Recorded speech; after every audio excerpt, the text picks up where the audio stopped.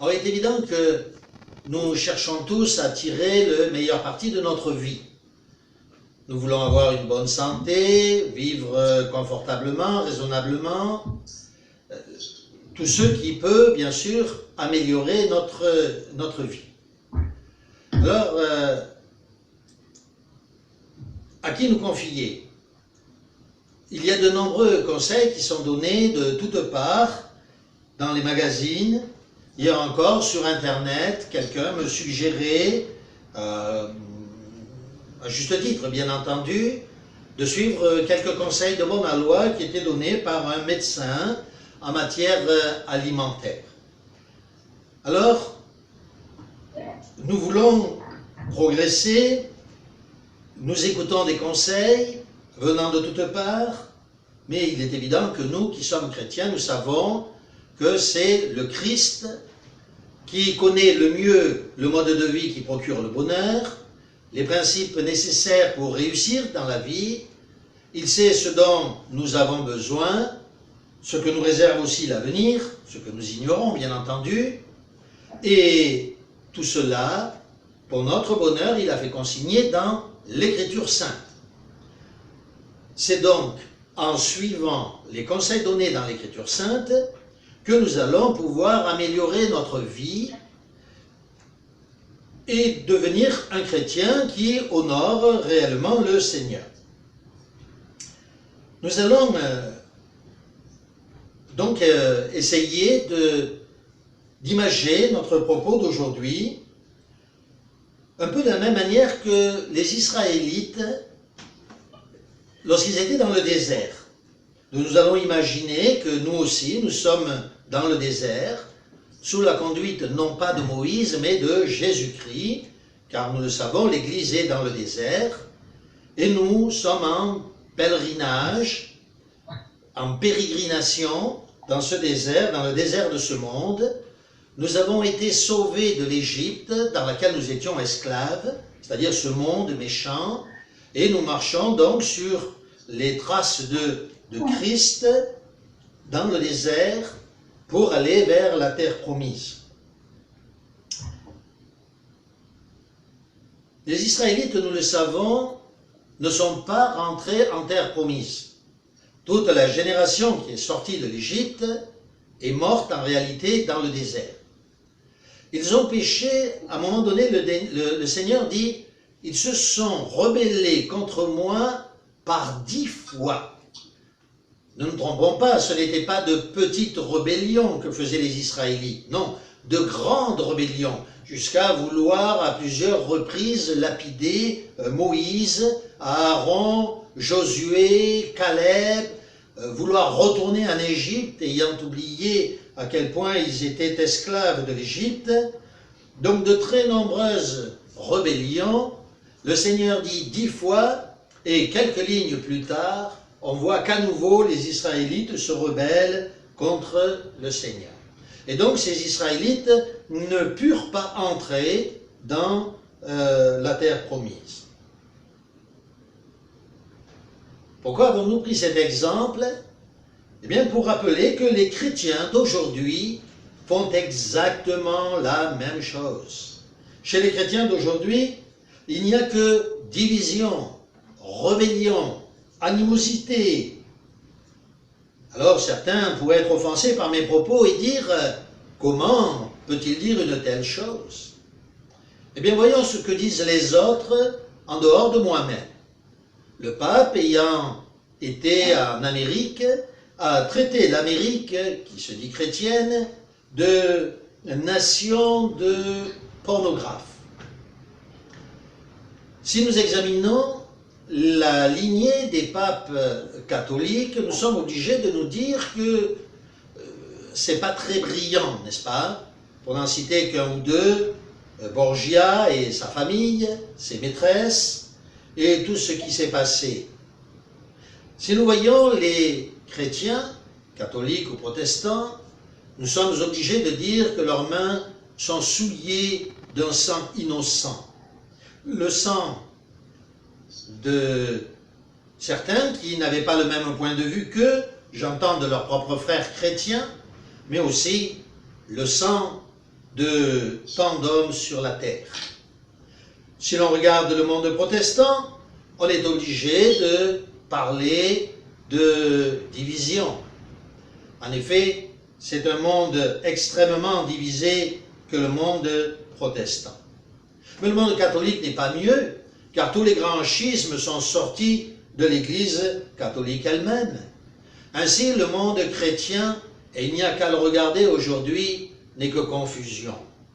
On y voit divorce, vol, mensonge, violence, guerre, croisade, inquisition, massacre des Indiens, massacre des bisons, esclavage et tant d'autres choses encore. Oui, le Seigneur est absolument courroucé contre le monde chrétien. Seul un reste connaîtra le salut. Tout comme à l'époque d'Israël, seul un reste entrera réellement en terre promise. Ce sont les nouveau-nés. L'ancienne génération mourra, ceux qui sont nouveau-nés, nés dans le Seigneur, nés de nouveau, ceux aussi qui sont comme les deux témoins, Josué et Caleb, ceux qui annoncent la vérité contre tous les autres, qui annoncent un autre évangile, ceux-là entreront aussi en terre promise. Vous voyez, le Seigneur nous conduit vers la terre promise, à nous de marcher sur ses traces avec vérité. Or, il est vrai que le péché entrave notre marche, même à nous qui voulons servir le Seigneur avec fidélité. D'ailleurs, pour certains, même chrétiens, certains disent que les péchés sont pour eux comme monter sur un cheval sauvage. La question n'est pas de savoir s'ils vont tomber, la question est de savoir quand ils vont tomber. Alors, je vous propose donc immédiatement un premier texte, celui de Romains. Donc je vous propose de prendre l'évangile, la lettre de Paul aux Romains, au chapitre 7, et nous lirons quelques versets. Donc Romains, chapitre 7, et nous lirons à partir du verset 14. J'en fais la lecture. C'est Saint Paul qui parle. En effet, nous savons que la loi est spirituelle, mais moi je suis un être de chair, vendu au pouvoir du péché. Vraiment, ce que je fais, je ne le comprends pas, car je ne fais pas ce que je veux, mais je fais ce que je hais. Or, si je fais ce que je ne veux pas, je reconnais, d'accord avec la loi, qu'elle est bonne. En réalité, ce n'est plus moi qui accomplis l'action, mais le péché qui habite en moi. Car je sais que nul bien n'habite en moi. Je veux dire dans ma chair. En effet, vouloir le bien est à ma portée, mais non pas de l'accomplir. Puisque je ne fais pas le bien que je veux et commets le mal que je ne veux pas. Or, si je fais ce que je ne veux pas, ce n'est plus moi qui accomplis l'action, mais le péché qui habite en moi. Je trouve donc une loi s'imposant à moi. Quand je veux faire le bien, le mal seul se présente à moi, car je me complais dans la loi de Dieu du point de vue de l'homme intérieur. Mais j'aperçois une autre loi dans mes membres qui lutte contre la loi de ma raison et m'enchaîne à la loi du péché qui est dans mes membres. Malheureux homme que je suis, qui me délivrera de ce corps qui me voue à la mort, dit saint Paul. Autrement dit, l'apôtre Paul nous explique ici une réalité que nous sommes obligés d'accepter. Nous aimons le bien. Les chrétiens fidèles, car je ne parle que des chrétiens fidèles, aiment le bien. Mais nous ne haïssons malheureusement pas suffisamment le mal. Pour quelle raison? Parce que le péché est en nous. Le mal est en nous. Ce mal, nous l'avons depuis l'origine, depuis le péché d'Adam. Ainsi, ce mal qui est en nous, que nous avons acquis depuis la naissance, car nous sommes nés tout entiers dans le péché, comme le dit David, nous amène captifs de la loi du péché. Ainsi, oui, nous aimons le bien, nous voulons faire le bien, mais cette loi du péché qui se trouve dans nos membres, jusqu'à ce que le Seigneur l'ait ôtée par sa bénédiction, lorsque le temps sera venu, combat contre nous. Et c'est pourquoi nous disons, oui, je suis pécheur. Oui, je suis pécheur. Mais ce n'est pas moi qui suis pécheur. C'est le mal qui habite en moi. Moi, je sers le Seigneur et le Seigneur me bénit et me pardonne. Il me considère comme juste, non pas pour le mal que je fais, mais pour le bien que je veux faire. Donc, la première qualité que nous devons manifester, car je rappelle le titre de notre exposé, des qualités chrétiennes qui honorent Dieu, la première des qualités que nous devons donc manifester, c'est la lutte contre le péché. Je vous cite d'ailleurs un texte, toujours de l'apôtre Paul, lorsqu'il écrivit à Timothée, il lui dit ceci. Il lui dit, « Je te recommande, devant Dieu, qui donne la vie à toutes choses, et devant Jésus-Christ, qui fait une belle confession devant Ponce Pilate, de garder le commandement. De garder le commandement. » Et il continue. Et de vivre sans tâche. Et de vivre sans tâche. Sans reproche. Sans reproche. Jusqu'à l'apparition de notre Seigneur Jésus-Christ. Voilà donc une immense qualité que nous qui voulons servir le Seigneur, nous devons déployer. C'est-à-dire vivre sans tâche, sans reproche, observer le commandement. Il est malheureux de dire que certains d'entre nous, quand je dis certains d'entre nous, je parle de ceux qui veulent réellement, encore une fois, servir le Seigneur avec fidélité. Certains d'entre nous sont toujours menteurs. Nous avons quitté l'esclavage d'Égypte où nous étions menteurs et nous continuons à mentir.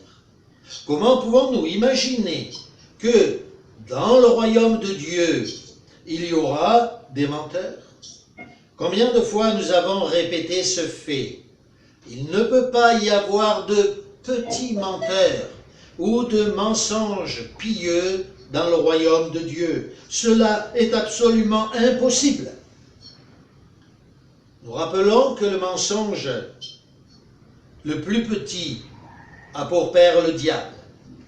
Si donc nous mentons, s'il nous arrive encore de mentir, alors que nous avons voué notre vie au Seigneur, alors c'est que nous sommes encore soufflés par notre père le diable. Car lui, dès le commencement, ne disait pas la vérité.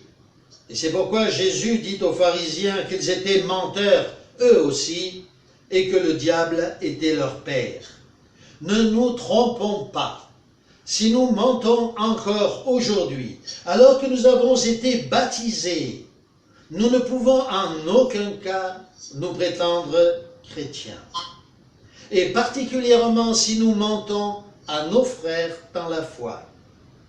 S'il nous est arrivé un jour de mentir à un de nos frères dans la foi, particulièrement à quelqu'un qui est en charge de l'Église, alors nous devons implorer le Seigneur pour qu'il nous pardonne cette faute.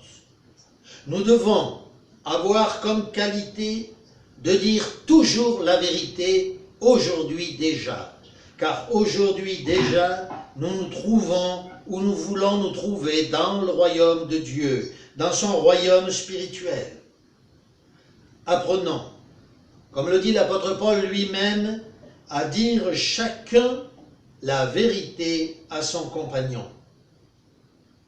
Galates, toujours de l'apôtre Paul, au chapitre 6, verset 7, nous dit, je vous en fais la lecture, « Ne vous égarez pas, on ne se moque pas de Dieu. Quoi que sème un homme, il le moissonnera. » Car celui qui sème dans sa chair moissonnera de la chair la corruption, et celui qui sème dans l'esprit, alors moissonnera la vie éternelle. Cette qualité, c'est-à-dire de dire toujours la vérité à son prochain, quoi qu'il arrive, quelle qu'en soit la difficulté, est la qualité essentielle du chrétien qui se veut fidèle et qui veut pouvoir entrer en terre promise. Examinons quelques autres qualités rapidement en les mentionnant seulement. Et puis ensuite, nous analyserons quelques-unes par le détail. Alors, nous allons opposer les qualités aux défauts, comme le fait l'apôtre Paul. En effet, l'apôtre Paul, vous le savez, dans le livre des Galates, au chapitre 5, parle de qualité, des fruits de l'esprit, et puis il parle aussi en même temps des fruits de la chair. Alors, si nous développons certaines qualités, nous rejetterons les fruits de la chair qui en sont le revers. Je vais prendre un exemple. Si je vous donne comme qualité l'amour, vous me direz, comme défaut, les haines. C'est une simplicité, n'est-ce pas? Si on a la haine, on n'a pas l'amour. Si on manifeste l'amour, on ne pourra pas être haineux. La joie. La joie est une qualité, ainsi que la foi, qui s'oppose à la jalousie. La paix, qui nous vient du Seigneur et qui est un fruit de l'Esprit. Cette paix qui surpasse toute chose nous empêchera d'être ou de développer le défaut de la fureur ou des querelles. De même, la patience, la longanimité, ou comme on le dit en anglais, le self-suffering, c'est-à-dire la lenteur à se mettre en colère lorsqu'on souffre, nous évitera aussi de rentrer dans les querelles et dans la fureur.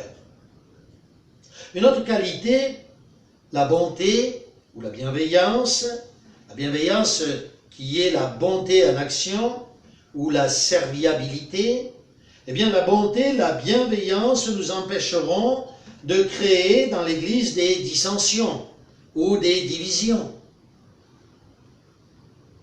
La douceur évitera aussi que l'on manifeste l'esprit de dispute. La fidélité et l'obéissance nous empêcheront de cultiver d'autres défauts tels que la fornication, l'impureté, la débauche, l'idolâtrie, la sorcellerie. Si nous sommes maîtres de nous-mêmes, nous ne pratiquerons pas les orgies, les ripailles, les envies et toutes choses semblables. Comme le dit l'apôtre Pierre, et bien entendu, c'est dans la prière que nous développerons ces qualités. Donc, vous voyez, nous avons le choix, en tant que chrétiens, ou bien de développer les qualités qui vont nous permettre de devenir réellement des chrétiens, ou bien au contraire de nous laisser aller et de développer les fruits de ce monde que nous avons cités et qui sont cités bien entendu par l'apôtre Paul. Je répète, les qualités que nous avons énumérées, l'amour, la joie, la paix, la patience, la bonté, la bienveillance, la douceur, la fidélité, la maîtrise de soi, tous ces fruits de l'esprit ne peuvent être acquis que par deux choses.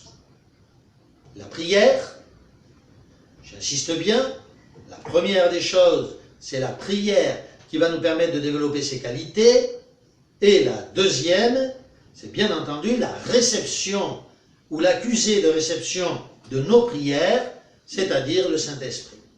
Nous ne pourrons jamais développer ces qualités si nous ne recevons pas le Saint-Esprit.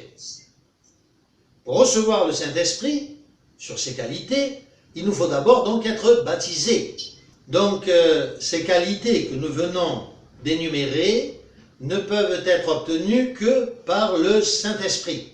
Et nous ne pouvons obtenir le Saint-Esprit que dans la mesure où nous avons été baptisés. Car c'est par notre baptême que, sortis de l'eau, nous recevons l'imposition des mains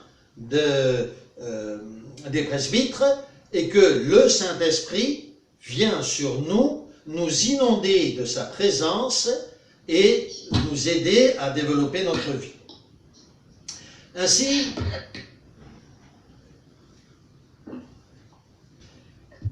c'est par le baptême que nous recevrons le Saint-Esprit qui nous permettra de développer ces fruits de l'Esprit.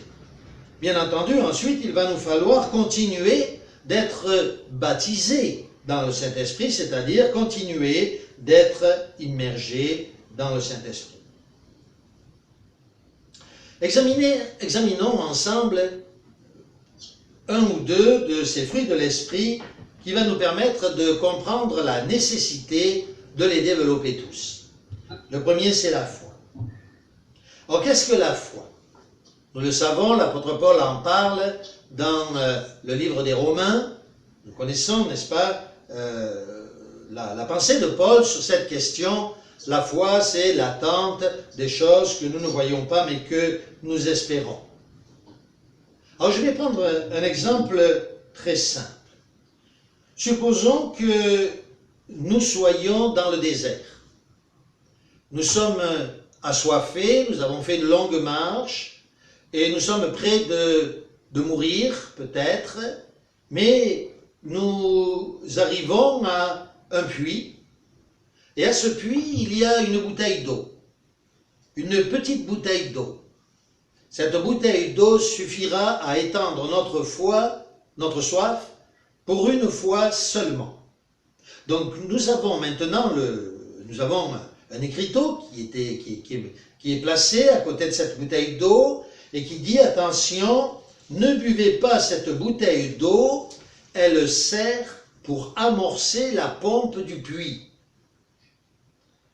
Alors nous avons le choix, ou nous buvons cette bouteille d'eau et il n'y aura plus d'eau ensuite, nous mourrons de soif, ou bien nous utilisons cette bouteille d'eau pour amorcer la pompe et nous aurons de l'eau en quantité pour boire les fois suivantes. Qu'allons-nous faire? Nous sommes assoiffés et nous allons mourir. Le choix nous appartient. La foi, en cette occurrence, nous l'avons compris, c'est de croire que réellement il faut se priver de cette eau et amorcer la pompe d'eau et avoir la foi de croire que cette pompe à eau va fonctionner comme cela est écrit sur le message. Bien voilà ce qu'est la foi. Avons-nous ce genre de foi devant le Seigneur? Si nous sommes face à la mort, est-ce que nous avons la foi que la mort ce n'est rien, que ce n'est qu'un passage qui nous permet de nous retrouver immédiatement de l'autre côté dans le lit nuptial de notre Seigneur? Si nous avons une telle foi, alors nous sommes bénis. Je vais illustrer maintenant mon exemple, ma petite parabole que je viens d'émettre précédemment, par un exemple, cette fois réel et authentique.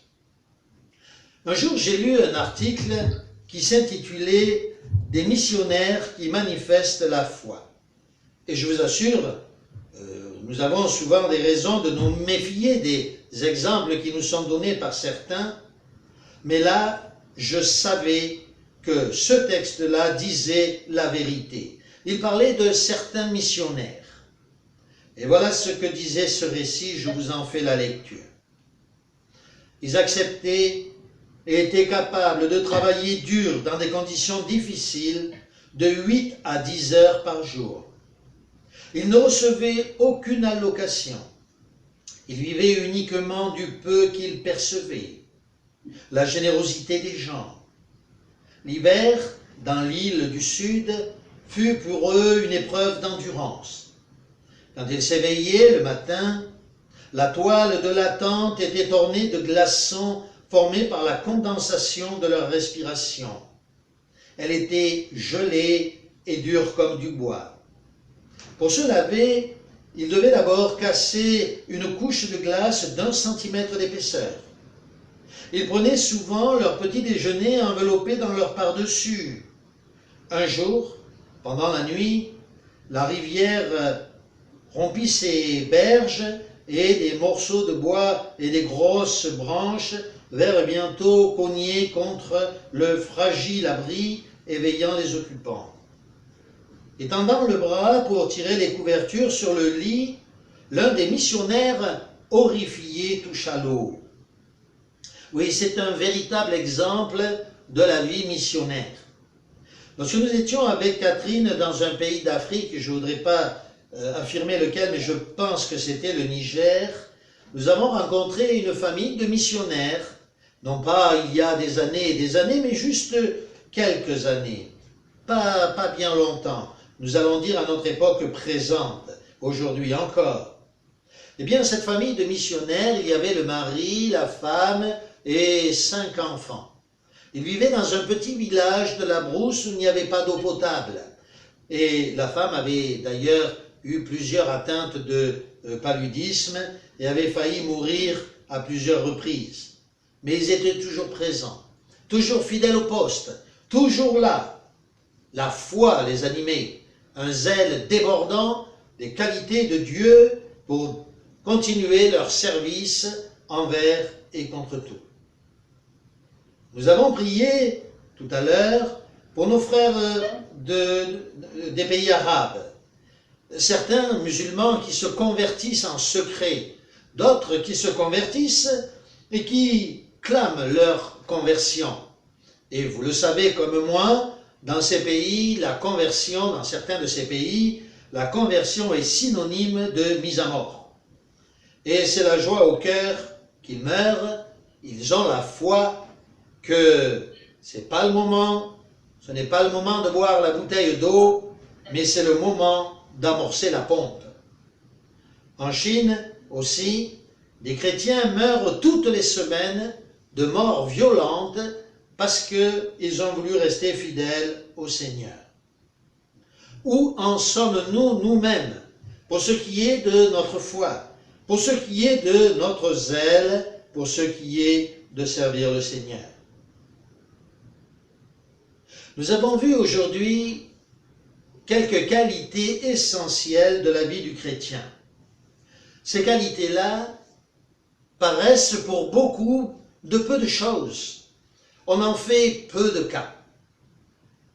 Pour les chrétiens fidèles, qui veulent obéir à Dieu et qui veulent lui plaire, les qualités que nous avons examinées, c'est-à-dire dire toujours la vérité, le zèle missionnaire, le zèle pour le service de Dieu, quoi que nous fassions, que nous soyons missionnaires ou pas, l'obéissance et la foi, ces qualités-là sont absolument fondamentales pour le chrétien.